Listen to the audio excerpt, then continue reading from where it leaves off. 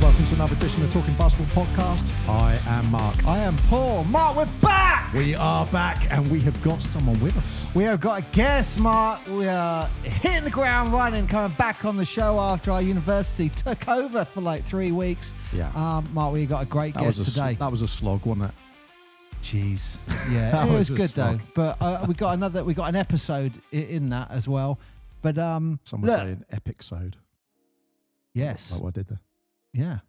Well, look, before I introduce the guest, I will say a lot of our listeners have come to me and said that they all the guests in the show. Yep.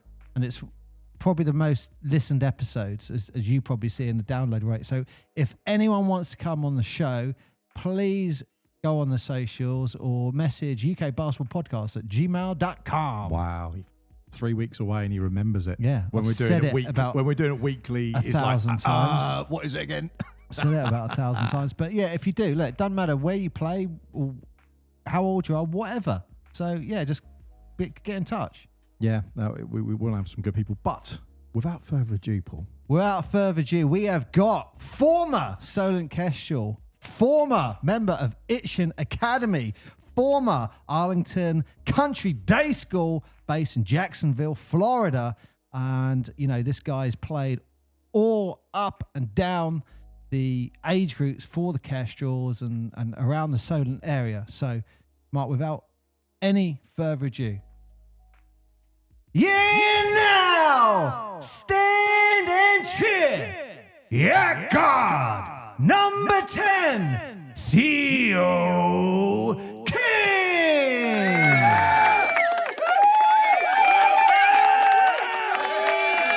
That was a good one. That's a real crowd. That wasn't a bad one, was it? Really good one. That wasn't a bad one. Wow. You got your natural echo in here as well. That's always a win. Well, Theo, welcome to the show. Yeah. So yeah, like I said, I genuinely believe what I'm about to say now. Theo is dangerous. The Easter Bunny's real. one of our he's one of our more unique guests that we've had on the show, and the reason I say that is because, and I know Theo won't mind me saying this. Oh God. His national insurance number is. His full government name. He is a very confident guy, but he's a Marmite player.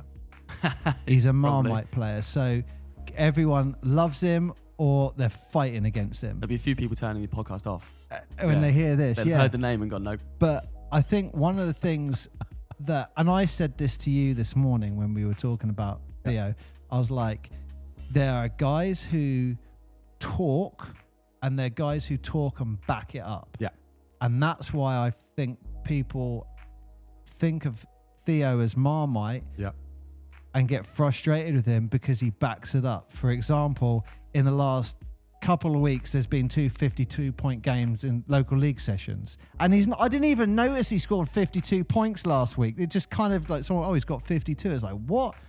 It's crazy as well because I probably was telling them that I had 52. So next time I'll tell you that I've got 52. Hang on. Yeah. Hang on. Let's go. Let me just go on that. 52. Are you on 3? Are you inside? It's anything you need, really. Okay. Mark, when we say 3, he's shooting from like 35 feet. Okay. You. I like to test the boundaries and see if the coach will sub me out. Okay. You're doing the Steph thing. So, Sometimes, obviously, a bit more efficient than Steph. But yeah. This is a quote from Theo. Again, he's a confident guy. I respect that. Greatest shooter of our generation, but yeah. Yeah. I mean, better efficiency. Didn't shoot 49% from the field, did he, for a whole season? So Yeah. Yeah. Theo's quote, I am the greatest local league player of all time. Yeah. Well, local league, he didn't say which local league. So really, we're talking around the world. Yeah, it could be. I mean, look, I would love to. I'm going to jump on something you said about when you have players who can't back it up, because a lot of people see it with the street ball, for example. Yeah. And you got a lot of jawing, and that's great. And everyone, I like players like Gary Payton and Kevin Garnett, famous for giving it a little lip, but they backed it up. It was like, I can do this because I've got the goods for it. So I respect that you've got the jaw, but you back it up. Because you see too many people doing the old. Oh God! Yeah, I hate it. Yeah, they get 1-3 in there. 1 out of 12, and they're like, yeah. you think, oh, well done, you've got 3 points. Congratulations. Sometimes I have to check my own teammates as well. Some of them, they'll score and they'll sort of like act really good in the timeout, and we're like down 2. What do you do then? Just tell them they're being a dickhead. Oh, usually. Just That's tell right. them. Right, we should have a snowflake warning for the Yeah. entire show. That snowflake warning. You did tell me that. Thank the Lord. Yeah. If Theo's talking, just be wary. Yeah, I mean, it's the thing is though, it's easy to do. It's lovely to celebrate a big shot, but everyone plays those big shots like they're the game-winning shots, and I don't know where that came from. That's come in that generation. It is coming from the Steph It's thing. like a It has come culture from- thing. You hit a 3, and it's like, okay. And look, I really like Steph. I think he's a great all-round. But you can't go wrong with him. He's a great player, and he has influenced the whole generation of how people do it. It's the modern dunk, isn't it? It's the modern monster Well, dunk. it's crazy. The 3-point contest gets more people viewed into it than the dunk contest anymore. Yeah. Just like you look at it, you think to yourself, that's actually what's interesting. But I think there's also a lot of people that act as if hitting 1 3, like you said, like we had a guy on a team the other week, started the game with 2 threes, and then for the rest of the game was like, oh, I'm 2 of 5. Like, yeah, 2 of 5 in one game, and finished with 8 points. You're like, what are you, LeBron? Exactly. So yeah, there is an element of that. Have you? I've got to jump on him now. Have you seen LeBron with the limp? Have you seen the limp today? No, I knew someone was going to bring this up. I feel heard bad. He was though. injured. What's happened? He's just limping out. He's torn his MCL. He's torn. Well, he said he's got a 2nd grade rupture or something of his MCL, and you go, okay. And then when you see him, he's like, Also conveniently after an straight exit after they get. Yeah, after Ant-Man did what he does. Unfortunately, the next meme right after it is a picture of, I can't remember who it is. No. They not It's even use that one. No, it's the one with who is it? It's Tom Brady, and he's looking around in the chair. And he does that and starts smiling, and they say this is AD. Anthony Davis is in Cancun, and they go, thanks for joining us. Yeah, but it's like he was talking all that we're going through now. That's it, and you go, his record there was a brilliant one of him versus Steph on their records just in playoffs, and LeBron something like 35 for 52 out of 52 or something.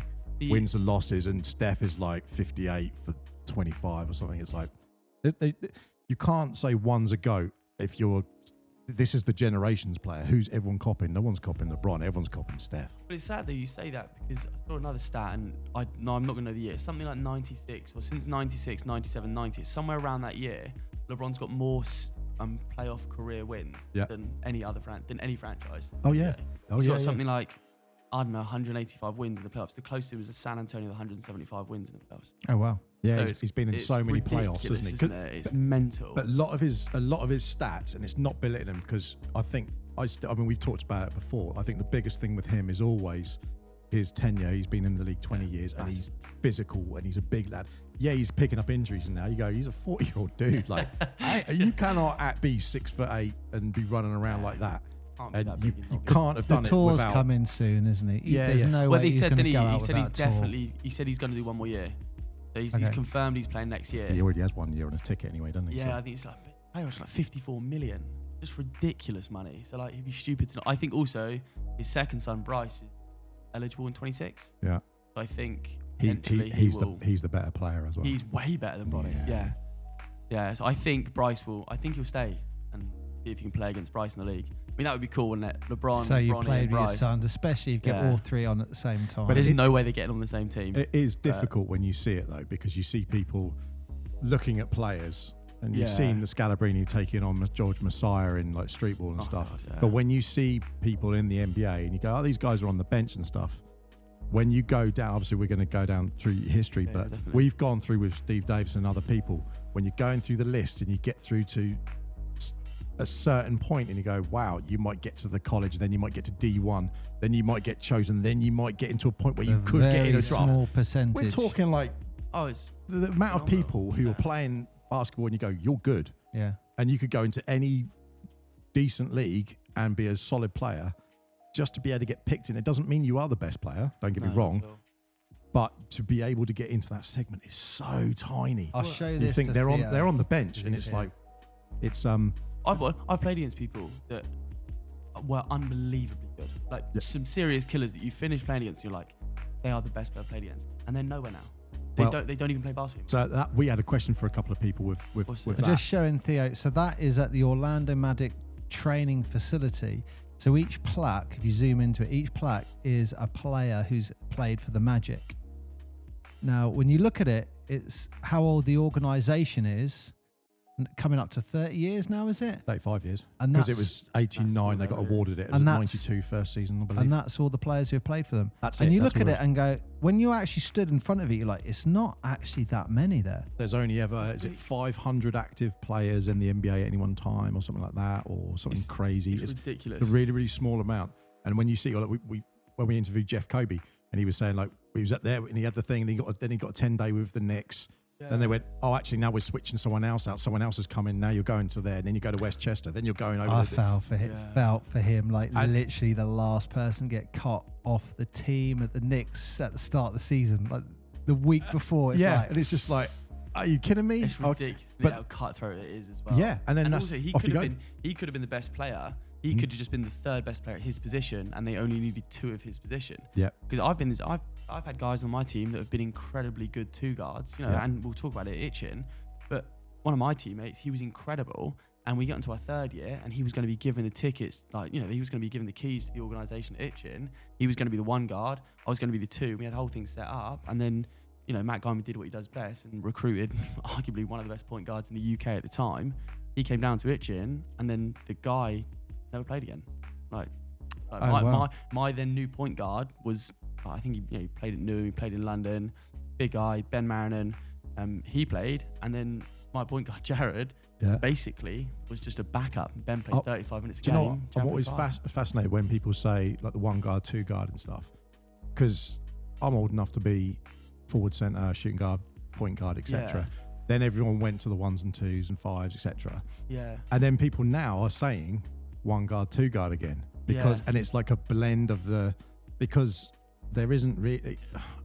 I won't say everyone's androgynous almost, aren't they? It's like a centre now has to hit threes. Yeah. And you so say every player has to hit threes nowadays, isn't it? But when you look at it and you say, as a coach, you got to hit some threes. You can't be coach. Yeah. Tim Duncan, arguably one of the best power forwards ever been in the NBA. Probably would be in top 5, yeah. But he'd probably be my starting 5, yeah. And Tim is a power forward. He's not centre. And you go, but he's 7 foot. No, he's not a centre though. Yeah. Because he at one point played when they had Dave Robinson, who was the centre. Yeah. Who was 7'1". And it's like, hang on, Tim's a power forward. You go, but he never like hit a 3. He was never outside. It was like that was. I know that was that he era. Loved his off the glass shots, wasn't it? But he was off the glass. But then there's a Kevin Garnett one where he's talking about it like, oh, he's boring. He won't talk. I will talk to him. He won't react or whatever. And he went, I looked up and he's like, I've got 18. He's got 18 points already. And he's like, oh yeah. What? He said, yeah, he's boring, but he's just getting them in. There's that one as well with they interviewed Anthony Davies. I don't know when it was, but he said that he lists his height as 6'10". He's more like 7 foot, but he doesn't want to be a 7 foot because then he'll be listed as a centre. Yes. And he doesn't want to be centre because he wants to shoot threes and he wants to play on the. Same as Tim Duncan. Tim Duncan's listed as 6'10". I mean, and it's like KD's taller. KD's like 7'2". Like you probably stick him in the morning with shoes on. He's going to be 7 foot easily. They had Charles Barkley listed at the same height as Jordan, and you go, no, nonsense, no, isn't it? You're it's bigger. Nonsense. Well, but it's the same thing everywhere you go. Everyone does change in terms of sort of like heights, positions. And my mixtape, when I was itching. What? We need to see it. Have you got 2 it? of them. We need to see this. Well, it's on YouTube. Oh, Yeah. right. There you go. That can be We'll- your we'll promo get- video we'll for get this the link. episode. We'll get the link on it. It's yeah. I'm listed as a combo guard. I'm not listed as a. What does 1 that or 2. mean? Tell me what that means. I don't know. To be honest with you. What does it No, I mean don't. to you? I guess they never let me play the point because first of all I quite openly do not want to bring the ball up the court, number 1, and number 2 I'm not that good at it. You don't want to bring the ball up. I do now because we don't have anyone else that does at Portsmouth. But Why didn't you? we just have really good ball handlers. I just never was a good ball handler. I enjoy. I respect that. If you think that someone else can do a better job. Well, also if you bring the ball up the court, chances are the first thing you got to do is pass to someone else, and why not just be the person that's getting the ball passed to? Theo wants that ball. I don't want to turn the ball over. I don't want to do any of that nonsense. Give me the ball and we'll figure out afterwards. But You know what? One thing I will say about Theo, and I don't know, this probably won't be something that I think lots of people will be able to appreciate unless you've played on the same team as him. Yep. I think, and that's when you can really sit there and appreciate it. Is his basketball IQ in a timeout or at halftime, something like that. His IQ is off the charts, you know, and even just talking local league and going at that standard, listening to Theo talk and explain to some of the players, like, why don't you do this? Why don't you do this? And normally what he'll do is say, make 2 or 3 points, bam, right, let's go. And I listen to it sometimes, I think, damn, that he's got such a great IQ. And I don't think you can appreciate it unless you played on the same team. So the opposite, anyone you've played against wouldn't know about that, what you're saying. Yeah. But yeah, I think that's probably one of the most underrated skill sets that you have that people don't know. Well, I think that number one, it comes from actually having really good coaches my whole life. But I do think there's an element of a lot of talented people that don't understand you need intelligence to play any sport, not just basketball. But if you don't understand the tactics, the technical side of it, you don't understand what the other team's doing, and a little bit of psychology with people as well. You know, I talk to you in a very open, honest, and direct way. Talk to some people in this way, and they very much so fall in their shell. They don't want to hear it. They can't process it. And I think if you don't understand how to talk to people, and you don't understand, and the 2 or 3 points is simply because I have done personality tests. I like to be quite direct. I like it open. I don't need the fluffiness. I don't need how was your day. I need what did you get done. So that's why I do 2 or 3 points. Because for me, if I know that, you know, we're not going under the screen when we should be, or, you know, we've got like Woody, for example, when he cuts off of people in the post, or like you've posted me up against a smaller person and he cuts off me, or he comes to set me a ball screen. I'm like, why are you doing that? Just stay in the corner. You know you can hit the mid-range. I will get you the ball if you're open. And then it happens and he scores. And I'm like, you know, if you don't have the understanding of that's what people are best for, then... Is that because of an offense working around you or through you? Depends on the level. A lot of the time... Depends on his mood as well. If he's like, if he's got a green light, he's shooting from, as soon as he passes that halfway line, a shot could be going up. Yeah. There is an element sometimes I like to just do that as well, just to let the other team know that I really will happily do that. Because again, if I'm playing against me, or if I'm playing against anyone that's of any value, if they don't want to shoot the three, I just won't guard them. I'm like, cool, stand out there and brick them all day. That makes my job easier. Because if you've got somebody who wants to post you up, you have to be more physical. But you're right, I'll pull it from anywhere. It's good fun. I remember coaching against when Theo was playing, and he was on the other team. And I just called a timeout. I went, fellas, this is really simple. Stop number 10, game's over. Just stop number 10. He's just let him shoot from the halfway line if that's what he wants to do. I'm not going to say who was marking him. A few players, but one guy was marking him. And I think it was about in the first quarter, I kind of went over and went, how many has he got? And they were like, 18. I'm like, what? And I said to the guy who's marking him, I'm like, come on, what are you doing? He's easy. Just mark him. He turned around, and this is a National League player. He's like, "Oh, I'm really trying. I'm really trying here." But yeah. Well, look, let's start. So, where did you find the love for the game? Where did you start playing basketball? Or like, why basketball? Yeah, good question. I did gymnastics when I was younger, and went to secondary school. And turns out that wasn't a favourable sport as a male to play, so dropped out of that. Then did rugby for 2 seasons, and I really hurt someone playing rugby. I remember we were on a tournament and I tackled him and I hit him his knee and his leg bent the other way. Oh God. And my dad basically said, that kid will probably never walk properly again. And I remember thinking, and I was quite young, I was probably 11 or 12, and I was always a bit bigger than everyone. My family's very tall. You know, my granddad was 6'10" when he died. He's in the Navy, like big men in my family. And I thought to myself, if that really can happen to people 12, do I want to be involved in a sport like this? Were you in touch with that? No, it was another kid from an opposing team, got stretchered off, back of an ambulance and went. And funny enough, it was quite close to the end of the game.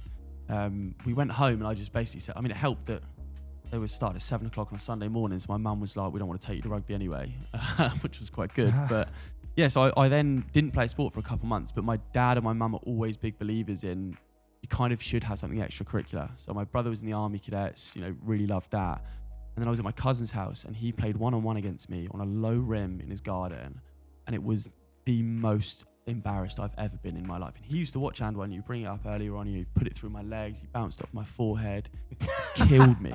He was like 4 years older than me, killed me. And it was a low rim, so he was like dunking the ball, was calling me all types of names, and like this was down the very end of the garden, so none of our parents could see how I was basically getting abused. Hang on, he was establishing your dominance, your future self. He has no idea. I've never told him this, so I'd never admit to him that he is the only reason I started playing basketball. Oh wow! Because you wanted to get back in.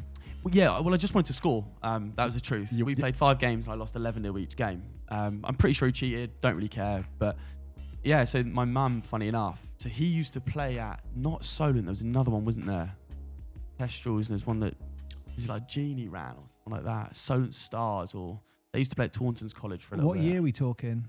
Ages ago, 16, 17 years ago. Solent Stars would have been around. I think Kestrel's after that. I mean, there's a few local teams as well. Yeah, was Whiteley around then, maybe. Well, no. So he lived Warriors. in No, not the Nursling, Warriors, but so it was around that area. But anyway, so he played, and then what happened is he contacted the coach for Kestrels, who at the time was Ben Peacock, and basically said, can he play? It was out of season, and they said there's a camp going on at school. So I was like, can I go to it? It's a week long, and it was Bev's camp. It was the Bev Guyman camp. Bev Guyman. Yeah, the 1 week course. They did them like Mondays to Thursdays.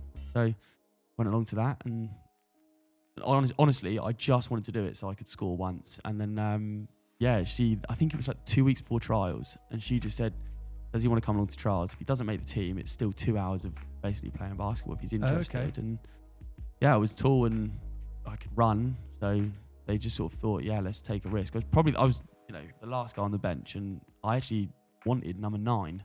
I didn't get number 9 because I was the last person picked on the team, so I was the last person to pick a jersey number. Oh, is that how it worked? Yeah, so I actually got 6 at the time. I didn't get to 10 until I think I got to Itchen. What's that? Under 16, under 18? Under 18 when I got to Itchen, and changed it to, because number 6 is what I wore. But Elliot James, no, it must have been when I got to under 18 Prem. So I was 16 years old, and Elliot James wore number 6, and he was the year above, so I couldn't have number 6 anymore. So I had to wear number 10. Oh, okay. So yeah, hierarchies of basketball. Wouldn't be doing it nowadays, would they? Probably pull your names out of a hat and everyone get what they want. But yeah, so I started at Bev Guyman's camp, and I think I was telling you earlier, actually, I tried to quit basically on day 2. Elliot Dads was on my team for a shooting tournament. So Elliot Dads, former Solent Kestrel, played Mr. D1. Southampton. The face of the Solent Kestrels for a good couple of years. Yeah, well, I'd also like to shout Elliot Dads out, because I was listening to the 2 finals, and Andre Aerosol was obviously played out of his absolute mind. It was unbelievable. But the commentator called him Mr. Southampton, and I should make it very aware that was coined by us for Elliot Dads. You couldn't walk around Southampton with Elliot and someone not stop you. Like, he was famous for basketball. He ended up going to uni there. He played his whole life. Like, we would walk up the high street and a random person would be like, oh, it's Elliot. And he was like, yeah, man, how are you? And like, you had to add on an extra 15 minutes to get to class with him just because you knew you got stopped. Like, funny enough, I called him Big Time.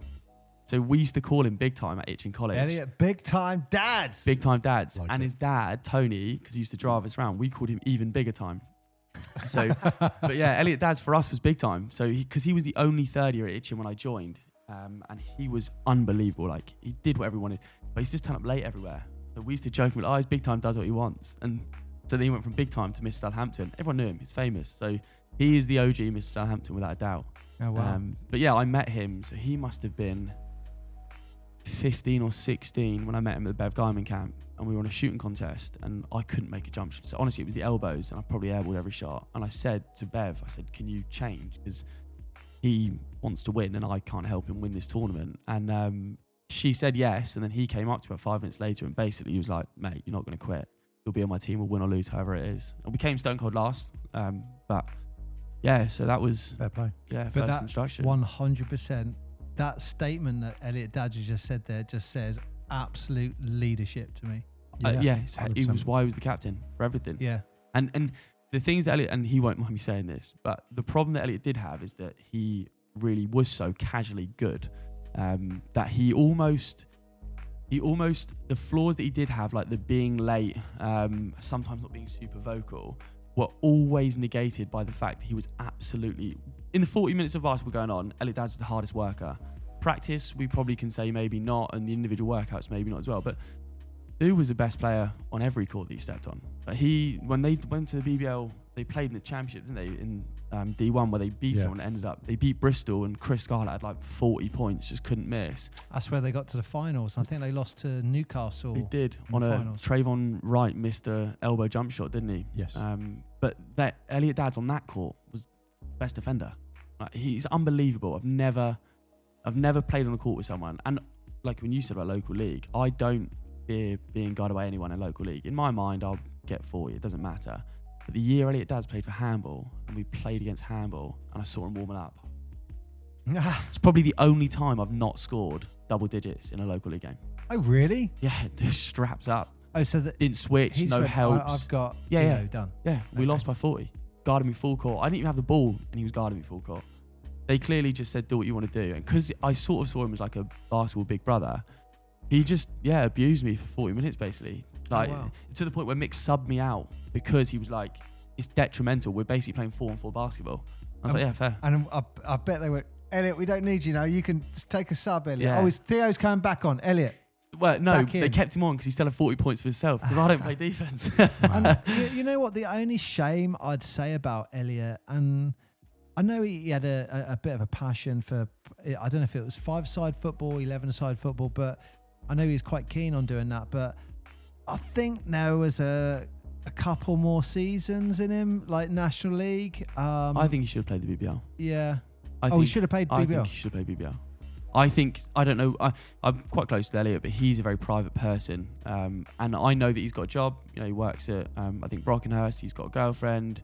I know that his life, and it's probably we're going to come on to it. It's one of the reasons that people leave Division 1 basketball or, Division 2 basketball. You just end up getting a life, and you can't dedicate, 8 hours on a coach going to Northumbria on a weekend when you've got a life. It happens to everyone. It's why local leagues are thriving with old players that you're like, oh, they're really good, because this happens. But I always think Elliot should have somehow got to BBL. He was unbelievable. Dude was, without a doubt, the best player that I've had as a teammate. He was probably the best player I've had as a teammate. He's a great guy as well. It's really good, Elliot Dads. Yeah, top tier player, top tier person. Just tell him the wrong time if you want to meet him somewhere for a drink. Yeah. Tell him half an hour earlier. Are we talking half hour or an hour with him? I would say an hour is a safe bet. I mean, he once forgot to pick me up on the way to college. He used to take me to Itchin, and he was supposed to pick me up at like 8 o'clock in the morning, and he turned up, and I went back in the house at 10, and I phoned him, couldn't answer him, and he turned up at 10:30, and he was like, sorry mate, I forgot. So he went to his class and then came back and got me. So, yeah. But yeah, man, Elliot's a good guy, man. Really good guy, good player. Yeah, well, one of the good ones. One of the things I love about what you've done is you've been very loyal to the Kestrels, and you've gone through their program from under 12s all the way to under 18. So what's that journey like? Because it felt like a bit what you said, when you get to under 16, you're then getting into the Prem team. That's when you've had that time to focus on your fundamentals, and you've got to the point where they're going, okay, he's a threat. Let's push him in the Prem. I think that before you go into that, it really highlights the fact that these basketball camps, we saw with Steve Nelson. Yeah. When they were like our idols, when we saw them at basketball camps when we were little. And when you see all the camps that are advertised now, and in the summer holidays and all those sort of things, it shows how important they are, because it gets you involved into that, and then you realise there's actually a whole community behind a team. And you might have, this is the top team, but there's a whole community behind it with multiple layers, multiple teams. Yeah. And then you go, oh, hang on, actually, not just this, there's the local league teams, and it's suddenly you go, it's life-changing, isn't it? You don't see it, my life. and then you see it everywhere. It's like, oh, there's teams down here, there's ones over there, there's new ones sprouting up here. These people play, I never knew they did that, and you just suddenly realise it. But a lot of it comes from the camps. Well, Bev Guyman, if she didn't do that camp, Theo we wouldn't be here, would he? I mean, there's a lot of players. And I would say my entire team, which from under 12s or whenever we started under 13s to under 18 Prem, it was the same team basically every year. Every one of them did the Bev Guyman walks. Every one of them went to a funeral. Every one of them would say the only reason they played basketball was because of how lovely Bev was. She was fantastic. She was like a surrogate mother to thousands of children. And and like when you said about changes lives, if I hadn't gone to that camp, I honestly do not know where I'd be in life. I can, my references, my CVs, I often list that I played a competitive sport because of how good that looks on a CV, number one. And number two, it has taught me so many things.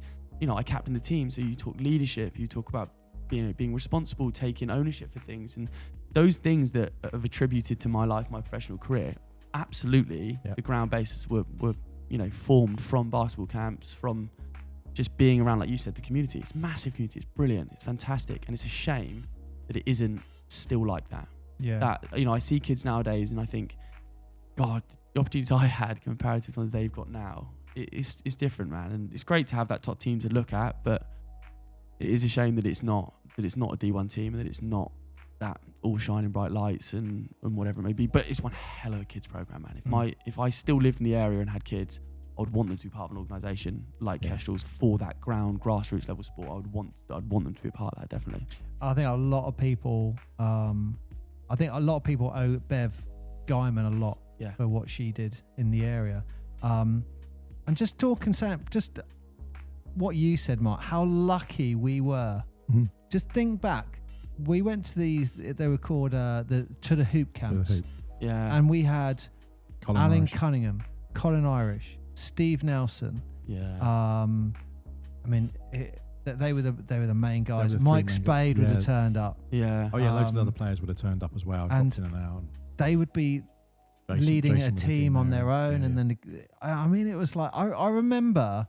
But they influence you. That's the thing, isn't it? You see the top person, and then you look at it and you say, well, there's an under 12 team, and I'm wearing the same jersey. I've got the kit on that the big guys are wearing. You like.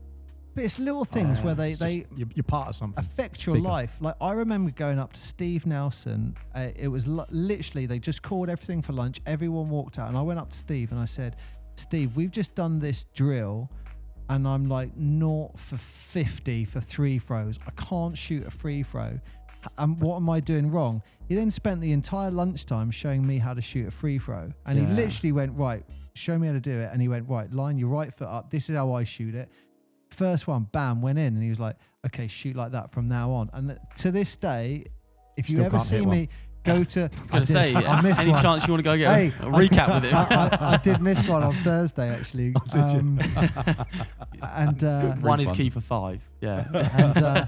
But if you watch, first thing I do is exactly what Steve Nelson at that camp, line my right foot up, the whole right-hand side lined up with the basket. Yeah. So they affect your life. But we were so lucky to get that. And when you get people like Bev and all of that, it's absolute gold dust for those foundations and fundamental of basketball. I ended up doing them as well. I ended up being the person coaching at the camps. So I went the whole way through my program, got to sort of 17, 18, went to Itchin, and all of a sudden they were saying to us, can we come and coach the camp? So I'm now teaching 12, 13, 14, 15-year-olds shooting drills, passing drills, footwork drills at these camps. And I don't think I realised how much of an impact I then potentially could have had on those kids' lives. And there's kids now that I play against in local league that I coach them. And then I used to coach, I help out anytime I could as a really good organisation. But I also remember when Elliot Dads came to one of the camps, and he was actually a coach instead of a player at this camp now. And he was like, I don't really know I'm supposed to sort of like, do you know what I mean? He was like, I can coach, but I don't know if anyone's interested. And he ended up being a mentor for a lot of people. A lot of people I know looked at that older generation, like Elliot James, Harry Cox, Elliot Dads, and like the people that I played on teams with.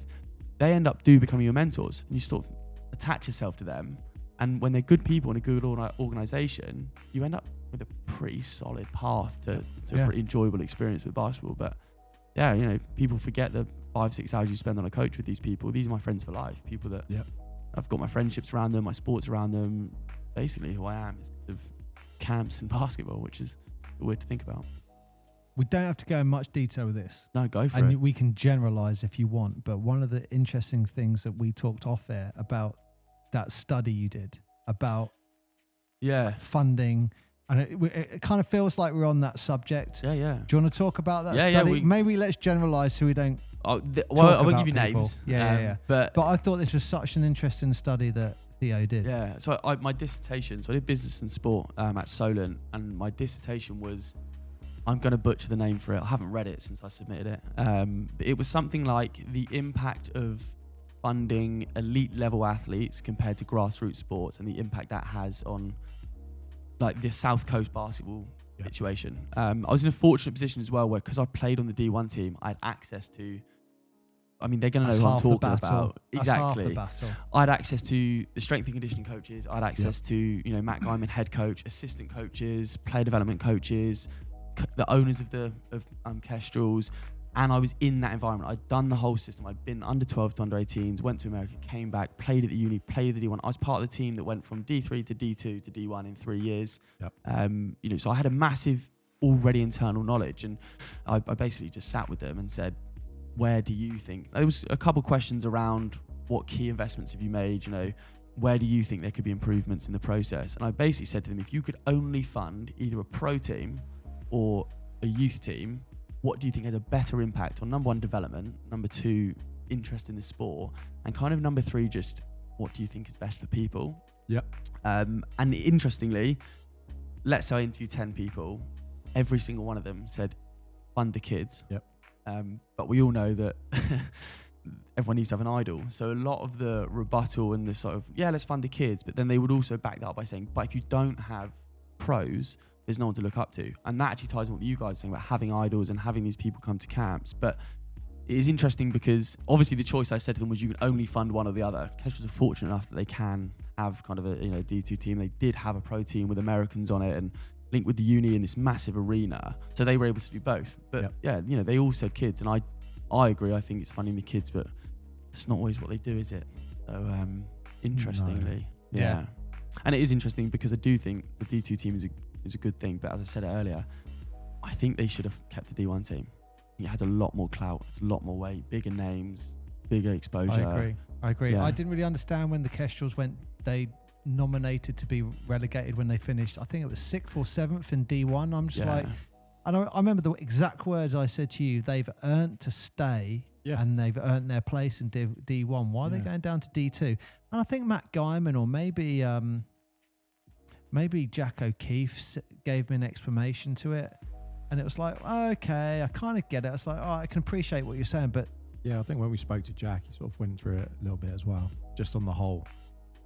You know, that got to do the travel. You've got to do all those things, and like there's a little part of me thinks, you get live catch up. Do you with just everyone. not want to be beaten? Do you want to be top of the league or bottom of the league? That's how I do feel a little bit. But let's see. Look, they've been top of the Division 2 South for 2 years in a row, and they won it this year as well as the playoffs, and they pretty much won D2 last year. Do you know where they finished? It was like, I don't know where they finished. I know they won it this year. No, it was them and Milton Keynes tied. MK were crazy they were tied on everything. Yeah.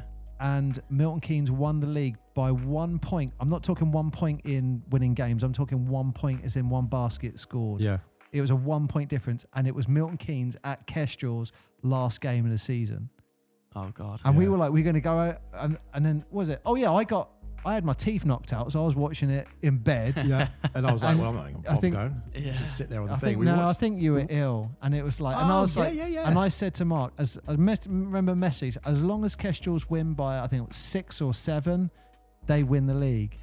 And in the fourth quarter, it was like they're losing by 4. They're losing by 5. They're losing by 6. Me and you're like, holy crap! Are you watching this? I'm like, this is who's gonna. And then at the end of it, where there was a tough shot and there's a tough defensive move, and you go, Jordan Spencer, wasn't it? Did he hit that mid-range pull up on the?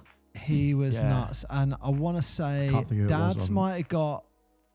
No, it was the American guy. There's an American guy. I was going to say the guy with the tattoo on his arm. Or maybe Dad's. Maybe it was both of them got thrown out the game in the fourth quarter with like too many fouls. Yeah. And that's a killer. Yeah. But it was a game it was literally that was on, and you sit there and think more people need to see games like this. It was one of the best games that I saw that season. Well, then after that, I remember watching, and it was a BBL game after it, or there was something going on, and you watch it and go, this was boring. Yeah, it was so exciting. But also, it was the perfect scenario to win the league. There was so much on the line. Yeah, and there's a story. There's a reason. And Milton Keynes were winning by 1. Yeah, and the ball. That's it. The ball comes in. on Dads gets aggregate, it. He because gives it. it was the two Peter, wasn't it? So it was the aggregate God, score, wasn't Yeah, it? it was the aggregate. It was point. the aggregate game. And Dads gave it down to the big guy. Was he American? No, the white guy. The big white guy. Oh, Ash Briggs. Ash Briggs. Yeah, yes. yeah. I was about to say And had he Taylor did on. a great spin move. Just didn't drop. It was just 'Cause they've got like a big, don't they, centimetre off MK? and just bam. They've got someone at MK, the big guy, don't they? Yeah. Got like 2 first names or something. Well, then from MK on that guy, Jordan Spencer, I think he then went to the BBL. Newcastle Eagles. Yeah. He went and played for the Yeah. Newcastle Eagles. So For- yeah, for the season. He's a boy. Then he's gone back to MK. Yeah, And- because haven't they just won the D1 as well? Yeah. He's just Crazy. he went back no, there. well, Milton Keynes. No, they finished 4th in D1. Oh, okay, So they went fine. up. But my point is, the aggregate score of 1 point Keshel's won. So they can't. They Yeah. both deserve to go up. But okay, you stayed down for that. Now you've won the league. You know what? If you don't go up this time, I think you devalue D2. Yeah, I think it's exactly that situation of keeping a team like as powerful as coaches. And they've got good players, but I will shout out Matt Guyman. Him and O'Keefe, that's one hell of a coach. They are so smart. And you said about basketball IQ. I've been in so many situations where Matt Guyman has made the tiniest of tweaks and it's worked so well. Like I can tell you now, we've gone away to Northumbria. When Northumbria were that powerhouse of what Northumbria were, we went away to play them. Matt Guyman put in some schemes and they couldn't like drop the ball down to the post because they had that massive muscly guy, Marcus, Malcolm, someone like that. Used to hoop. Dude had like 40 every game. And they put something in play to stop him getting the ball. And we won by like 10.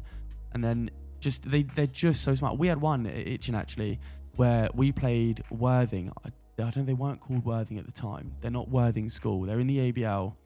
And they had like Max Richardson, like Nico Gunnarsson. They had a point guard. Yeah. It was a crazy good team. We went to their place. They beat us by 2. And we were somehow playing them in the cup like the week after. Yeah. We had 5 practices between then and there. Matt drafted a team to play as Worthing. So they knew every Worthing play. We knew the calls. We were telling people where to go. We knew every one of their plays to play them because it annoyed Matt so much that we started the season with a loss to them. And they were gloating at their place about it, all on social media. Shout out the score, we beat Itchen, this, that, and the other. And they didn't do it again. They never won again.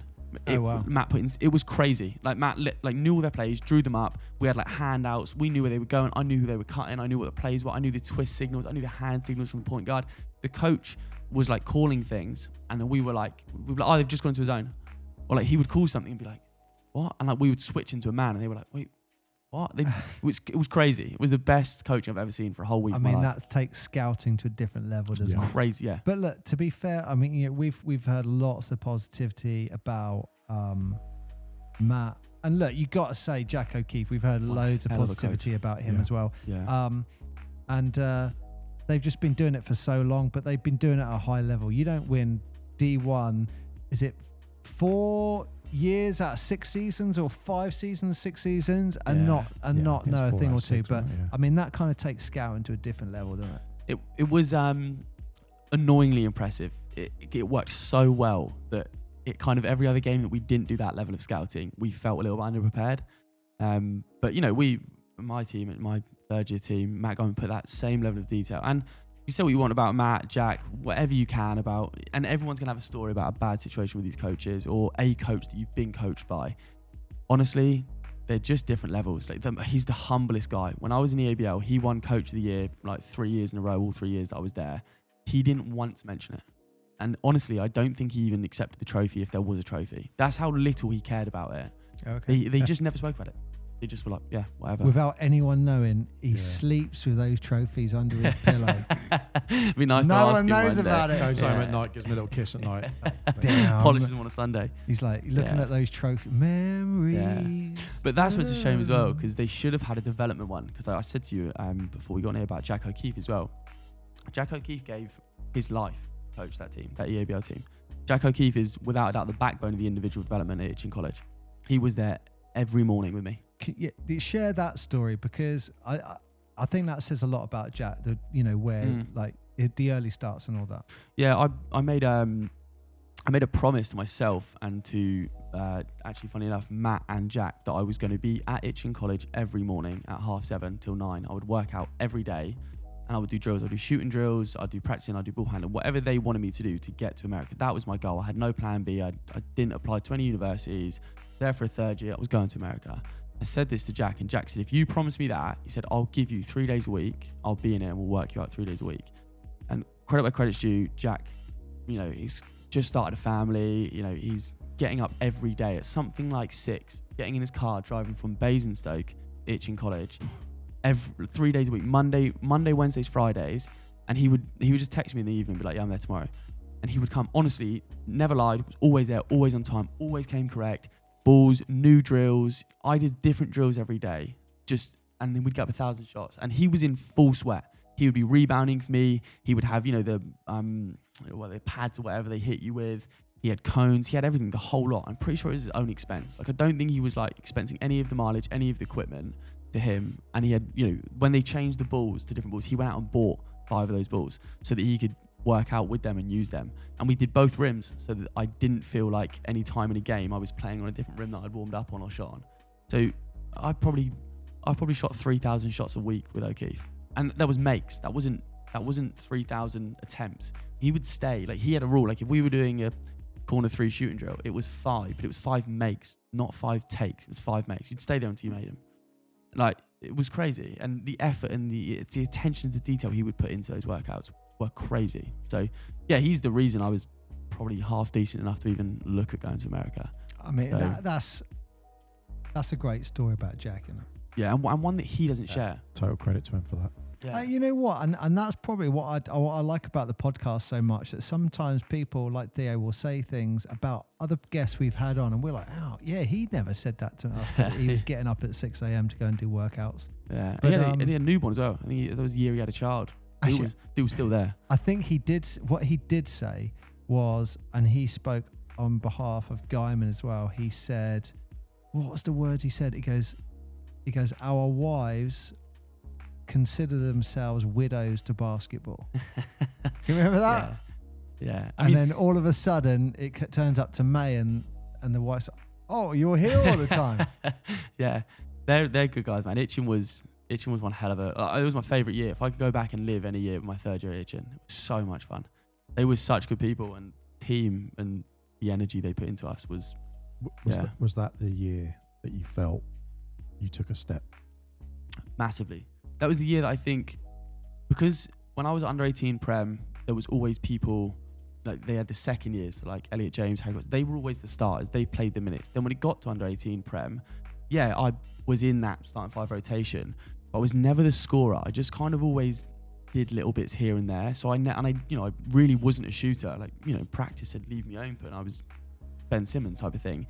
But when I went to Itchen, I was obviously a first year, and Elliot Dad's was third, so it was all about him and him getting to America. And then in my second year, that's when people started staying at Itchen for 3 years. So, Elliot James, George Ivans, they all started staying and playing for a third. Ivans. Yeah, Big George. We called him Ginny for a year, actually. He's going to hate me saying that. But Ginny, yeah. It's a long story, but basically he was soft in a practice. So instead of being George, we called him Ginny, and then it stuck because it offended him, and that's obviously how nicknames are born. Oh, absolutely. But yeah, so then I was never the guy then. And then because Matt went out and got Selby, he played at the D2, he played a year at Itchen, Selby behind Wills from Basvik, that's who Basvik, Worthing Thunder, and he went and got Ben Marinon from London. Ben turns out is my best friend, still see Ben most months. Those 2 guys came to play and they worked out with us, and they were in different leagues. They were unreal. Ben was this just monster, so fast, athletic, really strong, could shoot, really could strike. It was unbelievable. I think the first practice he did at D1, he pump faked someone, snatched it back, and then put it through Elliot Dad's legs and laid the ball in. The most confidence I've ever seen of anyone. And I remember at that point thinking, I've never seen Dads get embarrassed like that. But he was crazy. And Selby was a 4-man, very much, traditional, could really run, really bang as well. Could fly. It was crazy. It was amazing to lob that. And I remember working out and going, I have to be better. If 2 guys from each team go to America, it's those 2. If they are that good, they were unbelievable. And luckily, shout out to, like I said, Jack, but we played Basvik the first game of the season, and I had 35, and that was just like threes, pull-ups, like getting to the rim, and I realized how much I'd developed, and luckily that set me up to average. I think I was like 7th in the year for average points. It was like 21 points a game or something. So where does this confidence, like the confidence that I see now, when does that start? Oh, it's America.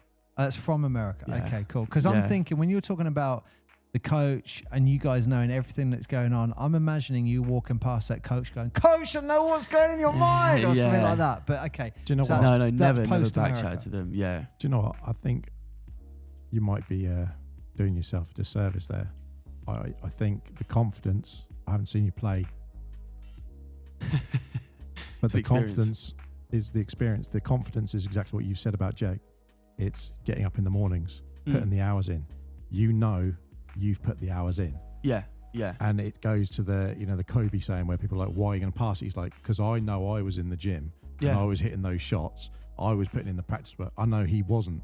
Why am I going to pass him the ball that I know he hasn't practiced, but I know I have? Yeah. And it's that same mentality. And you built that by doing those things with Jack and the team and build. So actually, although going to America was obviously another step, you actually had already put that foundation in by putting in the hundreds of thousands of hours. And that's a character trait that turns up on our show every now and then. So Adam Riabi played for the Scorchers.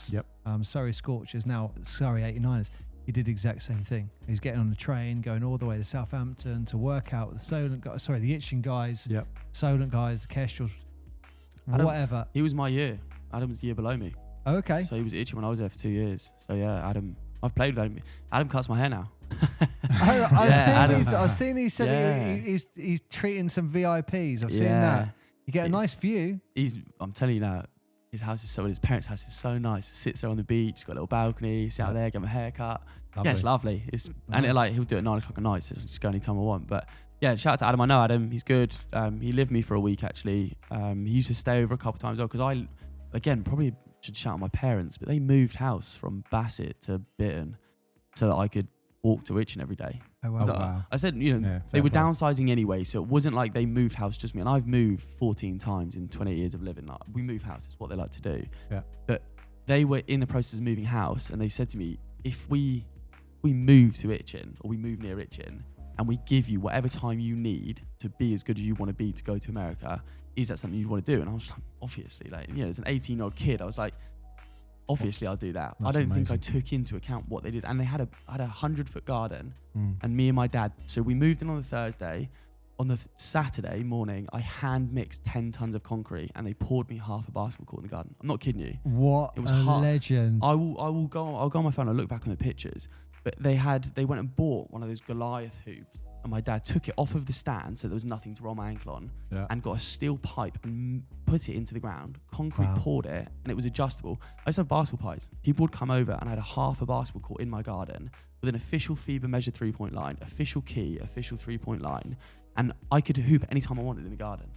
And they had a cover so that if it rained, I didn't have to sweep it off. That's a pretty cool dad. That's very, very cool. And so we had a cement mixer. We didn't have electrics up the garden, so we had to mix it in the front, and then I had to pour it into a wheelbarrow and had to run it up the garden. Your dad's making you work for it. Yeah, he made me hustle for it. He's always been like that. My dad's worked everywhere. He's a builder by trade. But I don't think I took into account they probably spent £1,000 on materials. The hoop was like 1,500 quid, and they built me a basketball court, and then they moved close to Itchen College so that I could do that. They must be seeing something as well. Well, let's hope. Yeah. Probably should start paying them back. That's a very cool dad. And mum, she was the brains behind it. I can't leave her. If she listens to this, shout out mum. So yeah. Well, just going back, you were talking about players who really stood out for you, and now we've got to talk about one because you brought up Luke Nelson. Yeah, you mentioned his dad. His dad's been on the show, bell. and it was really interesting how you were saying about. He was one of the best players you've seen, definitely up until that point, and he was 100%. In a different league. And like for those who don't know, Luke Nelson, where is he now? He's in Europe somewhere, but former London's Lyre player, GB International, yeah. He's a hooper, yeah. No, he was my, Tell the story because I like that story. Yeah, I'll tell you. I've never met Luke. I should start this by saying I've never met Luke. I've never played against him. But he was always 3 years older than me, so he must be 31 now. Elliot Dad's his age. And like I said about Elliot Dads has played a big part in my basketball life. And I would never tell him that because he's too humble. It would probably be an awkward conversation for us. But I played an under-15s game, and then after us was Elliot Dads' team, the under-18 Prem team, and they were really good. But it was top of the league clash. I don't know if Luke was at Reading or Worthing. We were trying to figure it out earlier. It was one of those, I think it was Reading. And I'd asked Elliot Dads before the game, are you going to win? And he said, yeah, we've got a plan. And Matt was the coach, so obviously they had a plan. But Luke turned up not at the start of the game. And I think they were all pretty relieved that he wasn't there. And I'd known of Luke before, and Elliot Dads had mentioned how good this guy Luke Nelson was. And he turned up, I think, like 1 or 2 minutes into the game. So nothing crazy, not like halftime turn up. He finished with like 48, and they won by like 20. And I, after the game, said to Elliot Dads, God, I said, he is good. I said, did you not have a plan for him? And they said, yeah, our plan was to keep him below 30. And I was like, what? So they had schemed the whole week to keep this guy below 30, and he had 48. And he did it easily. Like everything, to the rim, like, you know, pull-ups. Did he get in the first quarter? Yeah, he came in, like, did his shoes up, got in the first quarter, stepped on a court. I think the first thing, like, we're talking 10 years ago. Dude smoked them. Like, it was awkward to watch. Like, we were probably fangirling over him. Like, we were, you know, under 15s team watching a geezer shoot step back threes and then, you know, get to the rim. And this is when, like, he used to bang it on the break too. And he got out on the break, you know, a little dunk. And, you know, when you're 15, like, oh, that's crazy. And yeah, he was the first time I thought, there are 100% levels to this. There is pros out there, and then there's pros. He was probably the first wake up where I thought, am I going to stick with this basketball thing? Because he's really good. Oh, so Jamie, you were looking at it going, oh, I've got aspirations to go to America. Like, probably not then. Probably not then. Or a motivator to... Yeah, an element of, I'd like to be that good. And then in my head thought, I've got 3 years to learn everything he did. And I definitely am not at that level. But I knew that I wanted to be good. I knew that I wanted to stick with basketball. I never had a dream of going to America until probably under 18s. First year of under 18s. When people that I knew started to go. So this is Itchen College. Itchen Academy. Yeah, so...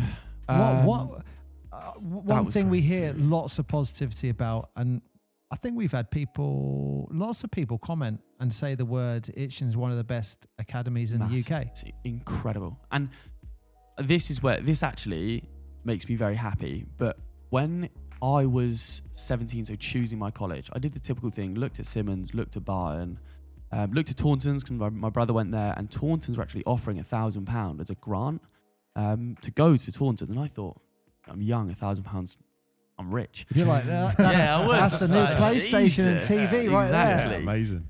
That money would go like that. You blow that in a weekend. Can't you? What would that be? Would that be PlayStation and TV done in those days? No, do you know what it would have been? It would have been a new pair of Nike ID shoes. Okay. And then I would have probably got 4 more pairs of that. Yeah. Jeez. Are you a big shoe man then? I stopped. I've got a pretty addictive personality, so I have to be careful what I start to enjoy. I'm not a materialistic person, so I actually only own 1 pair of basketball shoes at the moment. I've got, wow. Yeah, 1 pair of running shoes, 1 pair of basketball shoes. Nothing flashy, nothing crazy. You're toning it down. Look, I know he'll listen to the show, so he'll love it. Me saying this, I think it'll make him laugh anyway. So my brother, at one point, we went in his bedroom, and he had like on his cupboard door, he had like this shoe rack that went from the top of the door down and just hung shoes on. Okay. Yeah. We counted all of his basketball shoes, all of his trainers and stuff like that. I mean, you're talking taking... It's 120 something, wasn't it? We worked out that we counted all his shoes. He could wear a different pair of shoes every day, and he wouldn't wear a same pair for over 3 months. Yeah. I mean, that takes it to a new level, doesn't it? And that wasn't the ones that were boxed, that were not. Yeah. I'd say takes it to another level. I was he's a at proper a point, sneaker sniffer. He's do you know what? You got to treasure those people because they're smart. Lots of good stuff going on in those. There's so much money in it. I had a friend. He stopped doing it now, but his name was like Kent Baller or something like that. He used to resell shoes. I got into a bad habit of enjoying buying shoes. And you can ask most people, when I was 17, 18, 19, I probably at one point was rocking 15 pairs of playing shoes. and then like 5 or 6 pairs of Jordan 11s. How do you do that? Because you got to Jeez. break them in a bit as well, haven't you? Yeah, but they're not comfy. I've probably trashed my feet doing that. But like, you know, it got to a point where like I think I bought a pair of KD5s once. I liked them, so I went back. I had a job. So I should make this very clear. I worked my whole life, so it's not like I was robbing them or asking my parents for shoes. But I did once actually. I woke my mum up at 12 o'clock. I'd got in the queue for the pair of the all white, the Columbia Jordan 11s. I got in the queue for them, and I just entered the queue, and it came up and said, "You're in the queue to buy them." So I went and woke my mum up. I was like, "Mum, can I borrow 120 quid?" I was like, "I'm in the queue," and she was like, "What?" I sold them for 140 a couple of weeks later. So profit's profit. She's like, we did a couple of grand in the garden on that basketball. Yeah, 100. Yeah, no worries. It was No worries. it was one of those ones where now that I have a job, I realised that if my kid did that, I'd be like, actually no, like, go to bed. I'm not doing it. So I'll tell you the ultimate question then. And we should probably do a show on this. What? Favourite shoes? Is your favourite basketball shoe of all time that you've ever worn? All right, no, I'm going to caveat that. You can have two. You can have one that you wear on the court and one that you wear off court, because they can be different. I will give you my honest answer on that. I hate people that don't wear basketball shoes on the court. Grow up. Whoa. We hate Like you, if, Mark. like if you like, We hate you. so like if you rocked a pair of like Kobe 8s down to the beach, I would take them off you and run away. That's disgusting. Okay. Yeah. Yeah, I agree with that, because Kobe 8s are amazing. But like your brother loves foam posits, for example. Nah, they're not basketball shoes. But you can't wear them casually, because they are literally designed to lock your ankle in. So you Yeah. can't. If like they're horrible to wear, They're disgusting. but if you wear them, like some boot ones are designed, you can't wear them casually. But they are not comfortable. In a game, they're fine because they stop you rolling and stuff. But just No, I agree. I never really had lifestyle shoes. I'll be honest. I'm that typical socks and sliders guy. I mean, I'm here today in in socks and slides. You know. I keep quiet. I freaking it. Like, the passion's got. I freaking hate that. People walk in with socks and sliders. I'm just like, and I say to young kids, why are you wearing that crap? They're so comfortable. So comfortable. And I'm like, if you're like 14, grow up, right? You've not been in life enough to know that your feet hurt, okay? Yeah. But because I'm in a suit quite a lot of the time, so like I have fitted shoes that they're not comfy. No one wants to be in suit shoes.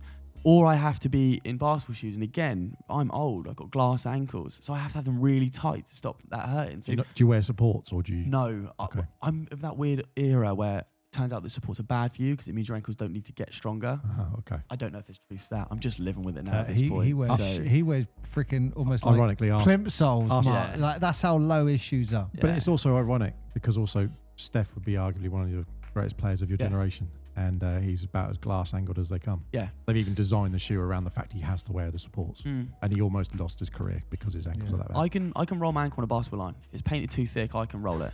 I'm terrible. I've never heard for it. anyone say that. Yeah. Someone sent me a video the other day actually. Of That's the 2 years badminton ago. lines that you're tripping over. That's what Yeah, it is. they sent me a video the other day of me, someone inbounded me the ball, and I jab stepped and rolled my ankle and fell over.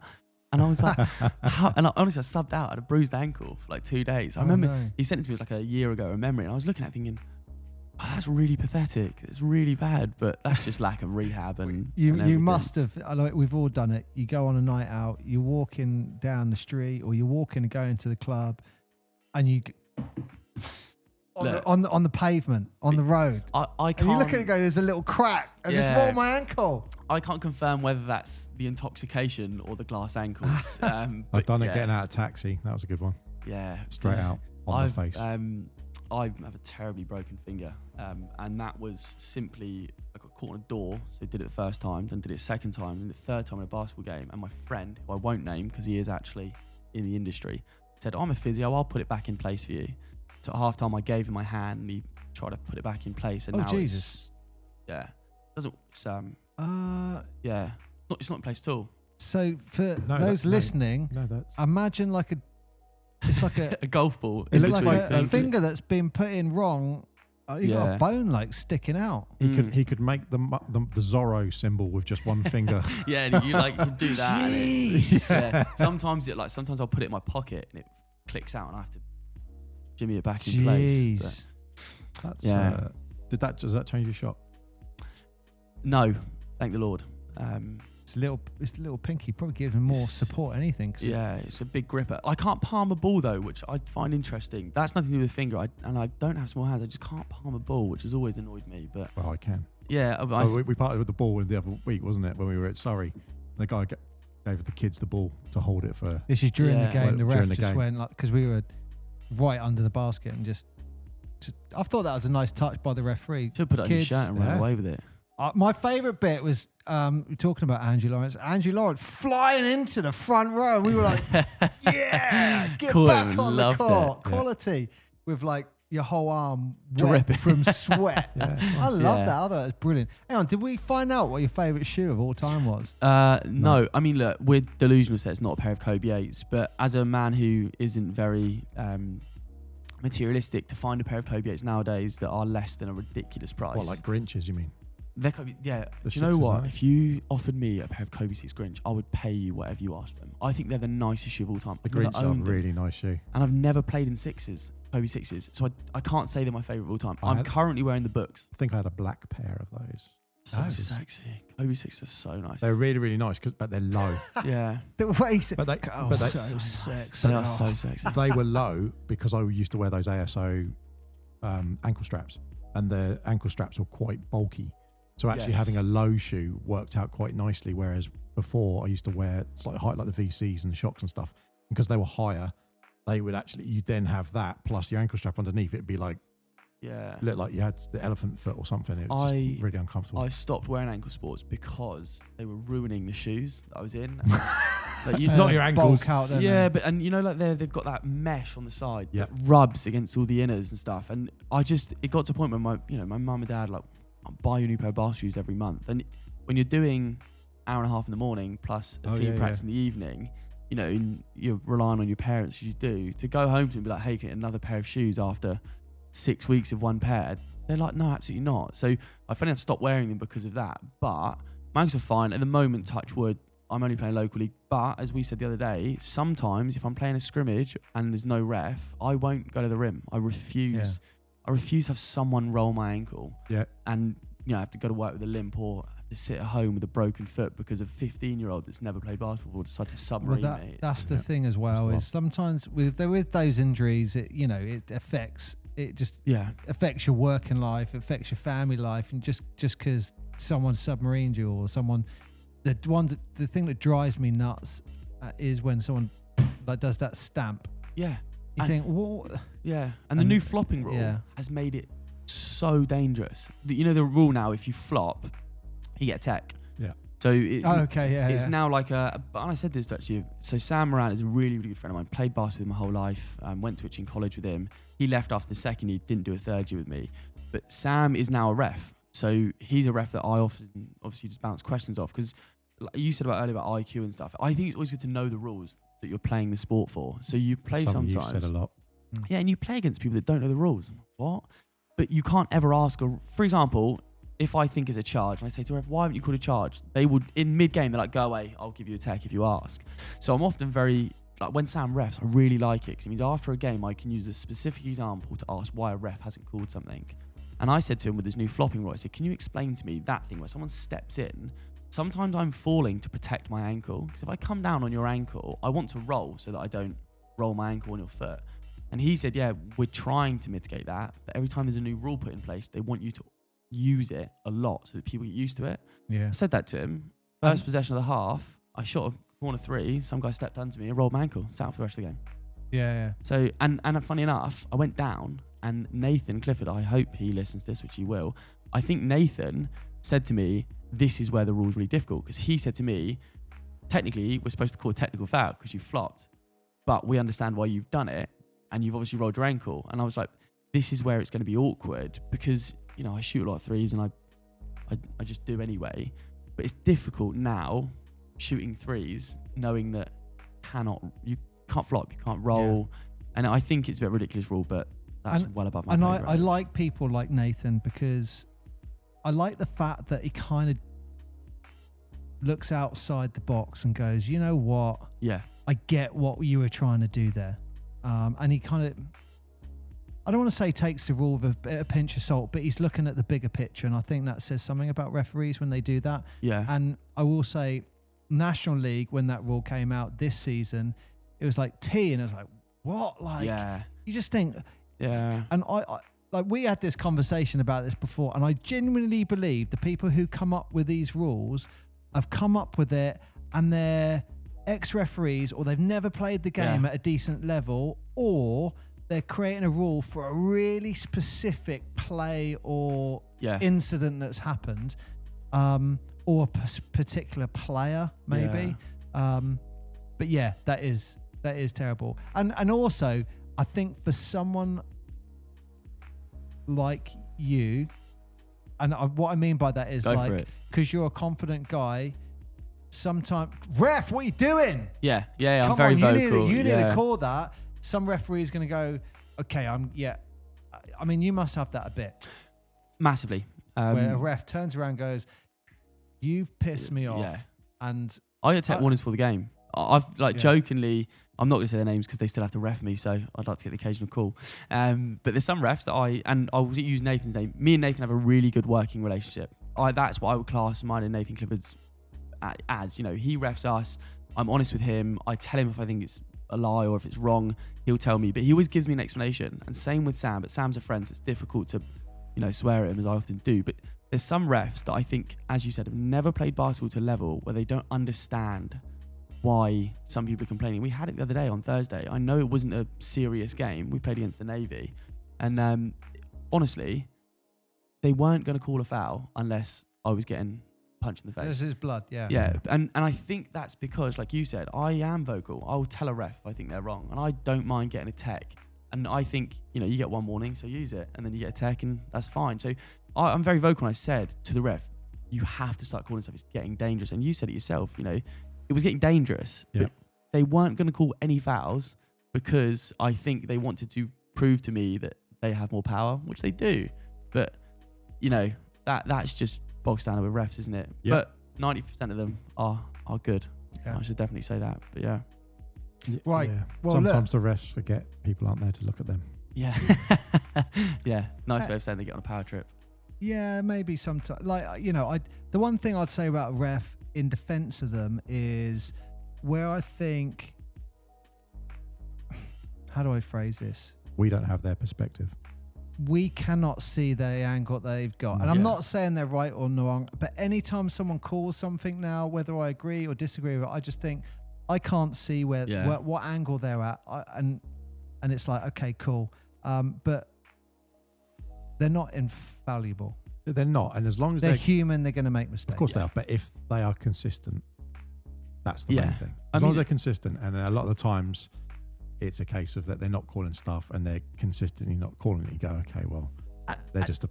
Yeah. And you know what? There's little things one of these games. If it's consistent both ends, you're cool. But what little things that really frustrate me, and when I became a ref, I learned this, and there was a huge, I think it was a semi-final cup game or something like that I was reffing, and the refs, we all came in this huddle at the start, and it's like, right, keep an eye on number 10 on that team because he does this, he likes to flop.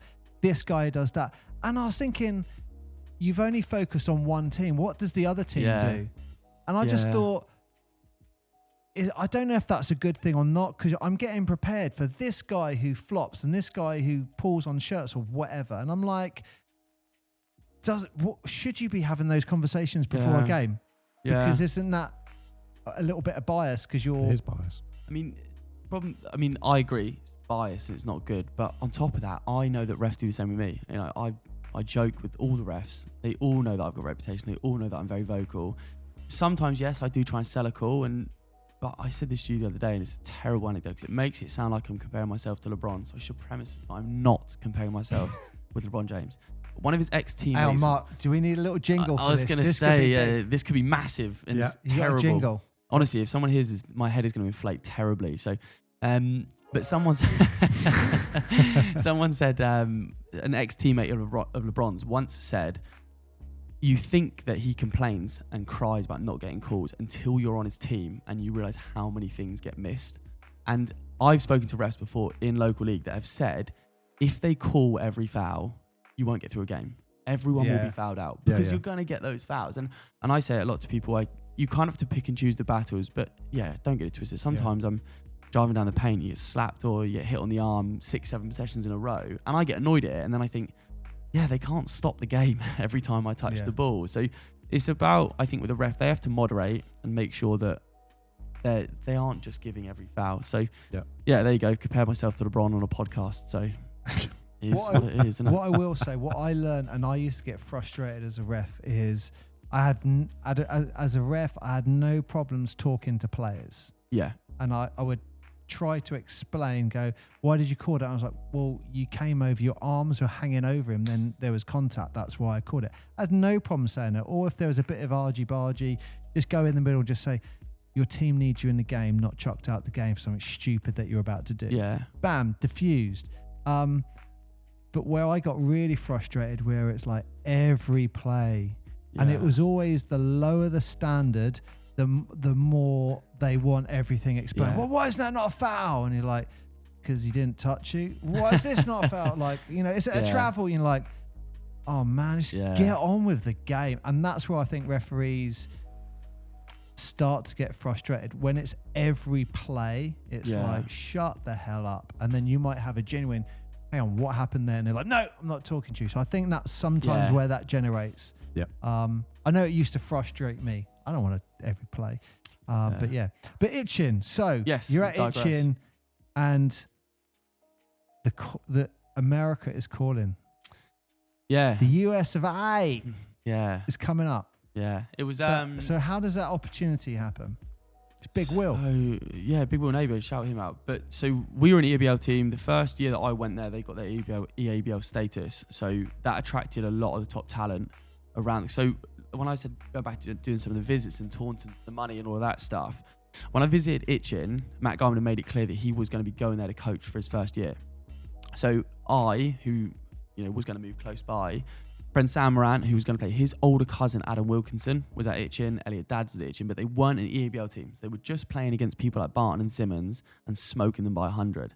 And then Matt said they were going to have this EABL status. So it meant that we'd play all over the country. We'd get loads of exposure. And, my mum and dad were like, if you want to do it, we'll do it. So I moved to Itchin.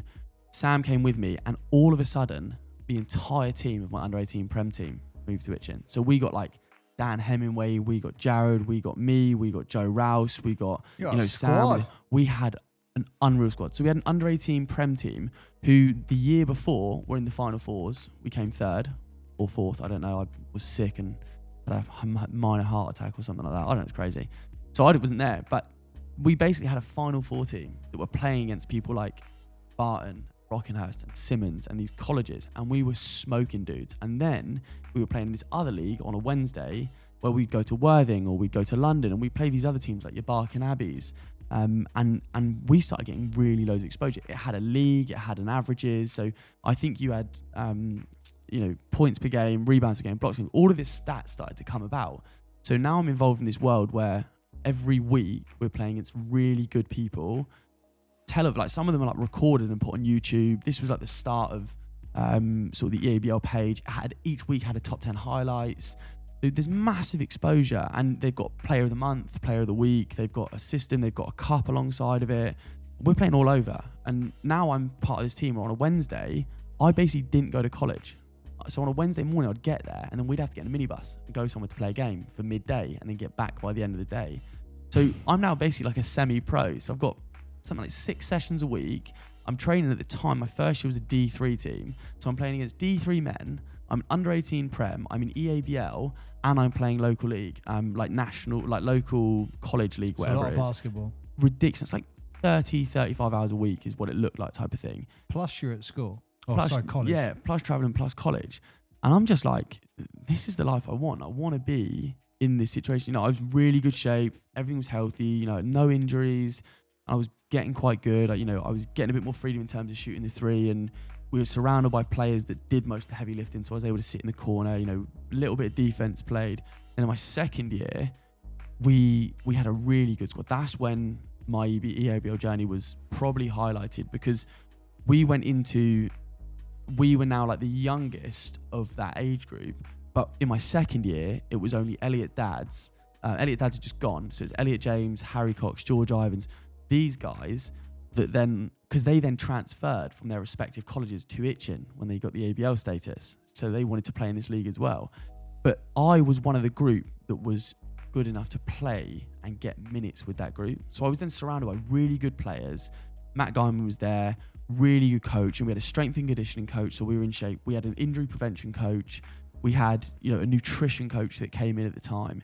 We had everything. We were all of a sudden this incredible program that was all paid for free because it was by a school, really like up and down the country. You know, we had like rehab sessions. Some sessions were walkthroughs, so you weren't walking, but you would learn the plays just walking around, passing.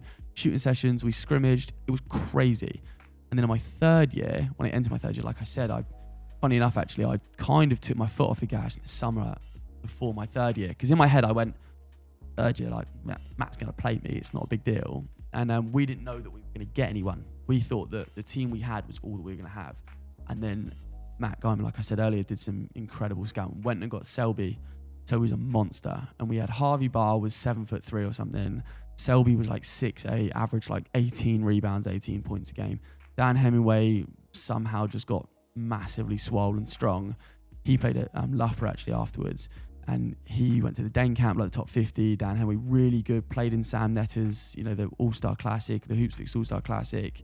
He was a monster as well, like 12 and 15, couple blocks. Joe Rouse played that swing man, bit of a point forward, you know, could really bounce. Like he again got in really good shape, could really, really play above the rim. And then Sam Waterman, who in and out of injury problems, tore an ACL, but he again jumped the lanes, could hit the corner three, played quite well. Then we had me, and then we had Jared, who at the time was my point guard, very quick, very explosive. Could, you know, if you went under a screen, could hit it. And then Matt went and got Ben Marinon, who I'd played against Ben a few times, and Ben played at NASA the whole way through my career, so under 13s to under 18s. Newham All-Star Sports Academy, NASA, they were the top dogs. They used to turn, like, they're from London, they pressed you all game, their crowd would swear at you, the players were like physical and brutal, and like, you know, elbows in the ribs, and they were just better than you. They were just strong and quick and athletic. And Ben was always one of those guys that we knew could give you a 40-point game at any point, and he did give me a few 40s.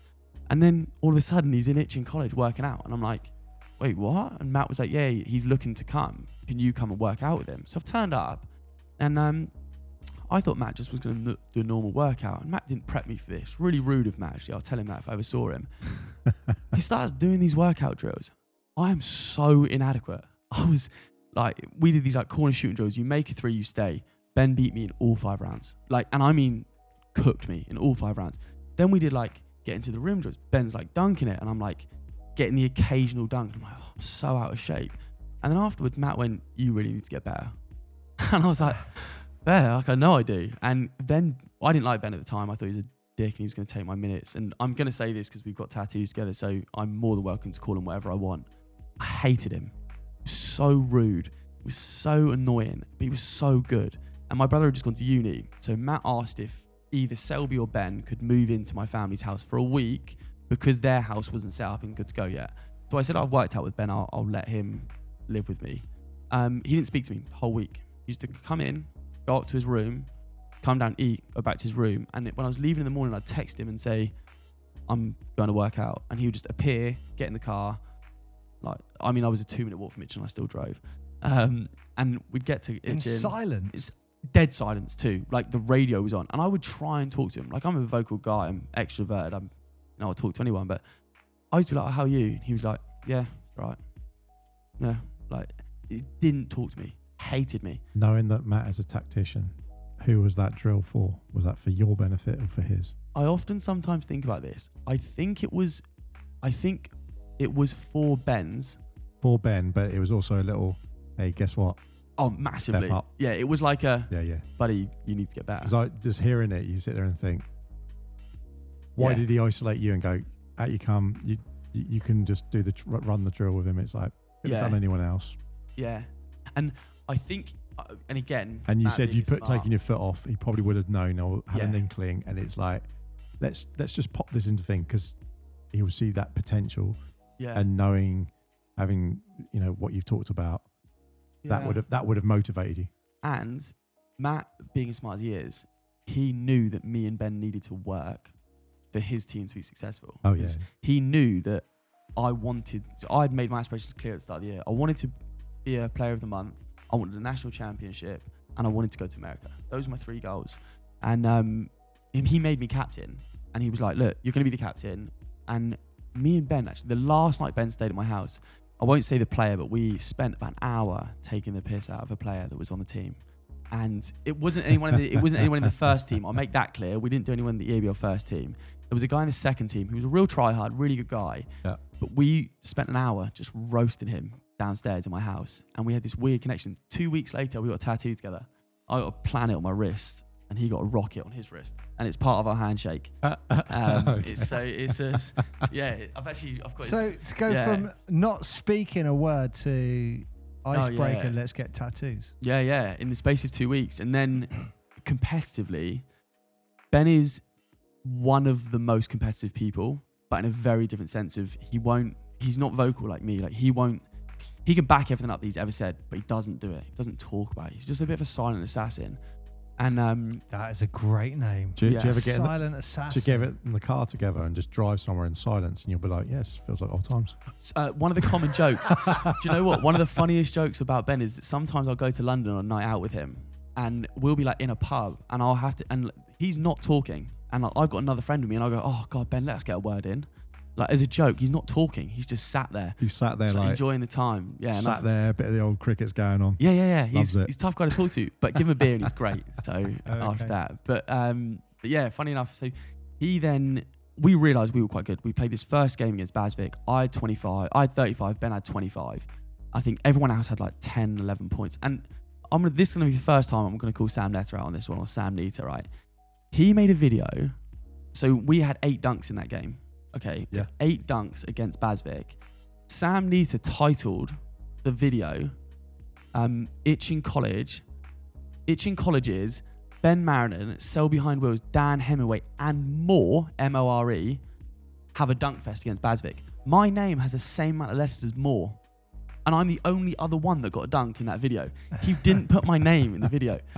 It's so frustrating. And I had 35 that game. Please tell me everyone called you and more. Yeah, of course they did. And more. Theo King. Yeah, but funny enough, they didn't stick with that name because I tried to not let it hurt me. So I luckily didn't get stuck with it. But yeah, it was really annoying Until now, yeah. So, but so how? Why didn't he give you a name check? I don't know. He also, funny enough, I was 7th leading scorer in the EABL in my 3rd year. I led the nation in 3-point field goal percentage. I led the nation in true field goal shooting percentage. And I was something like the 8th most efficient person in the EABL.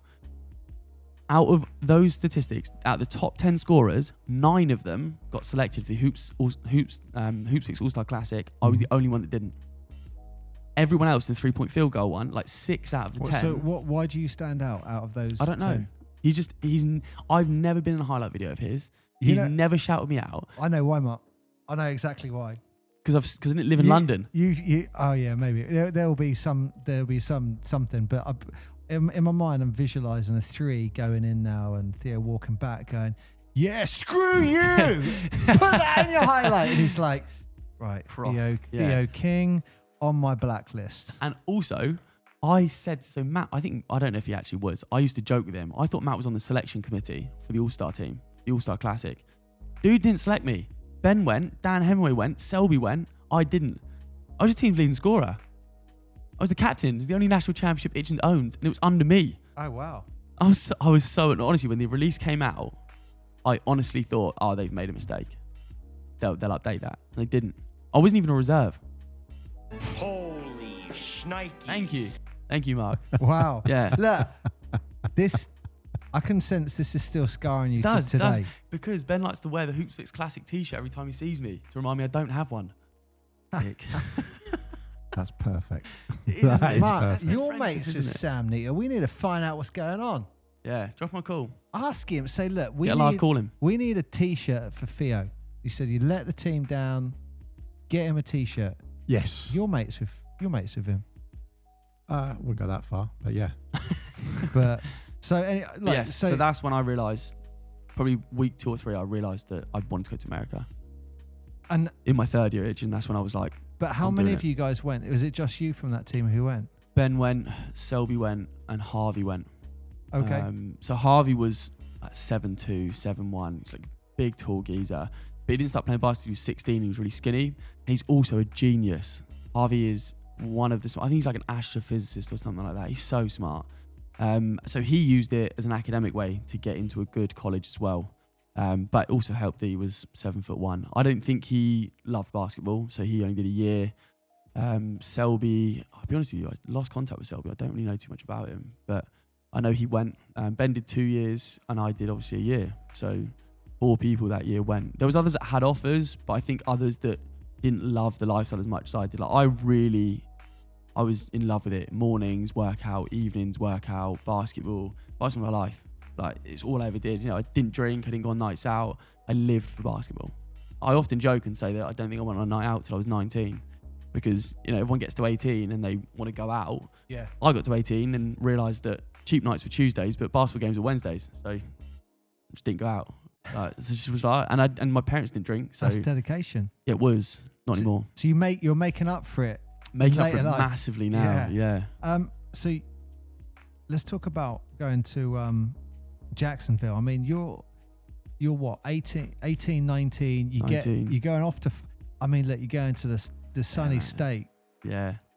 And it's beautiful. Things that we can only dream about of what you experience as life. Like, what's that like as a kid that age going over to, look, because you are a kid at 19, aren't you? You're going out there. What's that like? Incredible. So again, probably a good time to shout out Will Neighbour. So Will Neighbour, when he did his D1 college, his head coach got a new job at ACD, so Arlington Country Day School. It's in North Florida, Jacksonville. Will contacted me because I'd met him at a camp, again, when we said about earlier on with idols and stuff, and we stayed in contact here and there. And Will basically just said, if there's an opportunity, do you want it? And I got on the phone with the coach. His name was Charles, really good guy. He was like, yeah, we'd love to have you. It's a prep school, so you need to do your SATs. So I did them, got a place in the prep school, got a scholarship, went to America, and you know, he actually wasn't my coach. He coached the high school team, but I was in the prep team a year above. So we had a different coach called Carl Finkley. Oh. Charles was like the basketball director, but Charles, and then Kyle Finkley, he was the actual coach. He came from Philly and he brought 2 players with him. They shaped basketball for me in America. Oh wow. Fink was crazy. The players or the coach? Both. Okay. So we called him Fink. His name's Carl Finkley, but I'll call him Fink because that's what he was. I got to Florida. I was 232 pounds, which in basketball terms is north of 115 kilos. And I'm 19, so I've put on a lot of weight. And I'm not how I looked in the mixtapes that they sent. Like, I am visibly chunkier. They're like, what? Yeah, I signed my paperwork and just went, let's get Nando's every day. This is Tinder before Tinder. It was crazy, yeah. Catfished the hell out of them. And so I got there, and funny enough, Charles picked me up, and I didn't know that this was a thing. But in America, they just tell you what they think. Oh, yeah. So I got in the car, and he went, oh, you're a bit fatter than we thought. And honestly, hasn't even asked me how the flight was. And I was like, oh, yeah, bit of an off summer. And I was like, I'd actually rolled my ankle 4 weeks before this. And I was like, I was going to just put it down to that. But I didn't want to tell him I was injured, so in case he didn't play me. Yeah. And I was like, God, if he's pointed it out, everyone's going to know it. And that's just, and if that's just looking at you going, all right. Yeah. And I probably hadn't run in like 6 weeks. Probably hadn't picked a basketball up in 3. Like, I just really dropped the ball before I went there. Just self-admitted that I just indulged in summer. Do you know what I mean? I was telling everyone I'm off to America. I'm living in Florida. It's like, bliss. I'm done, basically completed the dream and ticked the box. Like, I realised I need to now go and you could have told him you were just eating burgers every day, getting used to the diet. That's what you were trying to train yourself for. And from everything that we've heard about from the guys who go to America, it's like you do the hustle to get there, but once you get there, that's when the hustle actually starts. It's brutal. It's so brutal. I'd love to send this podcast to them. I'm probably going to reach, one of them's actually getting married in a couple of weeks. I'm going out to see him, but I would love to send this podcast to him because it was hell. Spotify or things. Yeah. Hey, let's get him on the show. Yeah. Fink would call in, man. He's a good guy. You speak to Weez, a few of the teammates. They're good people. But so the head coach picked me up, Charles. He's saying you're fat. Yeah, he's called me fat in the first 2 minutes. Coach. Right. And then cheers, coach. And he's then dropped me off. And then I've met my actual coach, Carl, and he's basically said the same thing. Like, you look a bit chubby. And so I said, the reason I know his numbers was 232 pounds, right? And they said to me, we need you at 205 by the season starts at the most. I said, when's the season start? He said 3 weeks. So I said, so at 3 weeks to lose basically 30 pounds. And they were dead serious. They were like, you will not play if you're over 205. That's 2.5 stone. Yeah. So we're in Florida, and I should highlight. I'm sat here now, and I'm So it's just short of 3 stone. Yeah, and I'm a sweaty guy. I think about exercise and I can get going, but it's Florida. It's 32 degrees. Yeah. And and humid. And like 85% humidity. Yeah, like, and the first practice is that evening. So I'm jet lagged. I'm 10 hours. I flew to Atlanta, flew to Orlando, got picked up, got called fat. Then they basically, I think they didn't offer me dinner. Living the dream, Theo. Yeah, I know. They didn't offer me dinner because I'm pretty sure they thought I was overweight. So they were like, don't give in no dinner. You can miss a few of these. Don't worry about that. Exactly. Get up in the morning and they're like, yeah, we're going to go practice. And I was like, cool. We're sponsored by Adidas. So we were a flagship Adidas school. So we had everything. Kit, hoodies, trackies. We had shoes. It was crazy. It was unbelievable. You were like Garth in Wayne's World. When that was Reebok, actually. That's not Adidas. Yeah, it was so lovely. Like, I think at one point I said to them, they gave us running shoes and they gave us training shoes and they gave us shoes to wear from the apartment to work out in, and then we changed them, the exact same pairs of shoes. One was just a gym pair and one was a walking pair. Wonder why you got into trainers. Just curious. Wonder where that came from. Worst thing is I was anti Adidas. I hated Adidas. Yeah, okay. I can't stand them. They were trash. I bought a pair of the Kevin Garnett's, wore them once, and I was like, I hate them, gave them to him. Yeah. And they fit his foot perfectly. Yeah. I just didn't fit. Yeah, they were black and white ones, but I've got duck feet. So they're wide and they just did not fit them, but they're fine for it. Yeah, they were really cool. And I should go back to Fig actually. Fink coach, I don't know if... Is it in AAU? Do you watch AAU basketball? You aware of AAU basketball? Yeah, watch clips, yeah. So he coached the national championship winning under-19 AAU coach, AAU team that summer called We Are One. They had a guy called Trayvon Duval. Have you ever heard of him? Yep. Played at IMG Academy along Silvio D'Souza, that whole team down in Florida. He was one hell of a coach. He was really, really good. Offensively, a genius. But basketball was different over there. But yeah, so I'm 232. They tell me I need to lose weight. The next morning, they wake us all up. I'm like, no, it's that evening. So I've gone back, I've had a nap. They've like woken us up. It's like 6 o'clock in the evening. And he's like, right, we're going to go work out. And I'm like, cool. Whole team gets it. It's the first time I'm meeting them. Like, I don't really know them. And we're all in the changing room getting ready. And he comes over to me and goes, oh yeah, like we're going to wrap you a little bit more for weight loss. And I was like, what do you mean by that? So like I said, it's like 30 degrees, 85% humidity. I've taken my top off. He's cling film wrapped my entire stomach. And then he's put a tight t-shirt on, a t-shirt and a hoodie. And I've worked out that 3 weeks straight. Jeez. And the result was? It got to 201. 201 pounds. Yeah, it was crazy. And I was eating a lot of food. Like, I reckon if I didn't eat, I could have got down to like 185. It was crazy. Did the shrink wrap work? Yeah, man. Well, I don't know if it did, but I lost nearly 3 stones. Oh, you got any cling film? you know what? I have got a top. I can go get it and show you if you want. If it's sweaty, I don't want it, mate. No, but it's like cling film on the inside. Yeah. And then it's like a vest, but it just makes you hot and just sweat buckets. There's a dude who runs around my way, and I swear it's a bin bag that he has on underneath. Yeah. Like, and it, like not even, and I'm not dissing him because he's clearly a proper runner, but it can see like the bits out the side, and you go, I'm sure he's rustling, and it looks like there's bin bag bits coming out. Probably the cheapest way to do it, just sweat yourself out. Honestly, I have to say it worked because it did work. But I'm 4 layers in Florida. We used this thing called 6x6. That is hardcore. That's horrible. I mean, a few times, like, you start seeing stars, and this is the difference. In the UK, I'd work out with Jack O'Keefe, and I'm doing finishing drills, and I'm laying the ball in, and he's like, yeah, good. In America, they're like, dunk the ball, like, and they're getting annoyed. And I'm not an athlete. I can't sit here and say I played above the rim. Could I dunk? Yes. Was I the type of guy? If I was on the fast break, I'd probably laying that thing in. Like, I'm not going to really bang it. I can dunk it. I've got in-game dunks, but they want you to dunk the ball in drills. Like, I have calluses on the inside of my hand that just got ripped open week 1 because they want you to bang. They're like, dunk the ball. If there's a shot blocker, you have to dunk. You can't float over them. Nowadays, they're like, you're on a fast break. Stop at the 3-point line and shoot. Yeah. It's more points. It's less effort. Yeah. And you have to run as far. Yeah.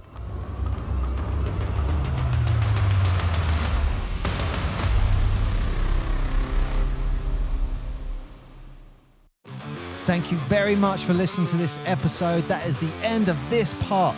But do not worry, because coming soon is the second part of this episode, and it will be available soon.